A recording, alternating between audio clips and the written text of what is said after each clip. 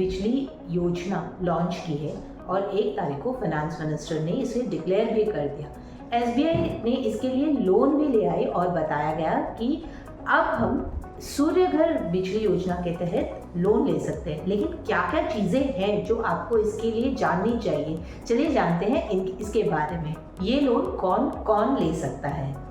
आप इंडिया के नागरिक होने चाहिए, आपके घर में एक छत होनी चाहिए और आपके पास एक इलेक्ट्रिसिटी कनेक्शन होना चाहिए जो कि आपका वैलिड इलेक्ट्रिसिटी कनेक्शन हो। आपने कभी सोलर पैनल्स के लिए कोई भी सब्सिडी गवर्नमेंट से नहीं ली हो। इन चारों ही सूरतों में आप इस लोन के लिए अप्लाई कर सकते हैं।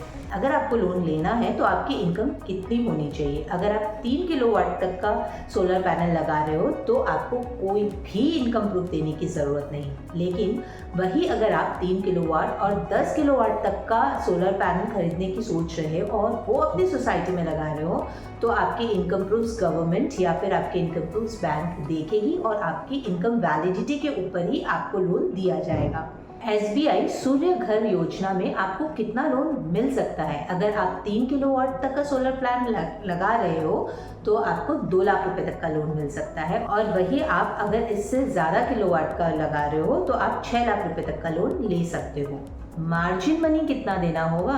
अगर 3 किलोवाट तक का सोलर प्लांट है तो आपको 10% मार्जिन मनी देना होगा और वही सोलर प्लांट अगर 3 किलोवाट से लेकर 10 किलोवाट तक है तो आपका मार्जिन फंड 20% हो जाएगा। रेट ऑफ इंटरेस्ट क्या होगा।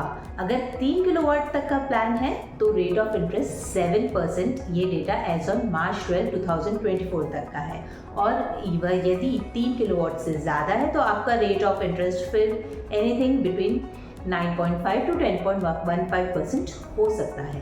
आपकी लोन लेने की उम्र 65 ईयर्स तक हो सकती है लेकिन आपको ये लोन 70 साल के अंदर ही पे करना है। लोन के लिए डॉक्यूमेंट्स कौन कौन से चाहिए होंगे। आपके केवाईसी डॉक्यूमेंट्स, बिजली के बिल और उसके साथ आपके इनकम टैक्स के प्रूफ डॉक्यूमेंट्स भी चाहिए होंगे। इसी तरह और फाइनेंशियल टिप्स के लिए आप हमारे चैनल के साथ जुड़े रहे और हाँ, हमें लाइक, शेयर और सब्सक्राइब ज़रूर करें। Glasba Financial Services for all your financial needs.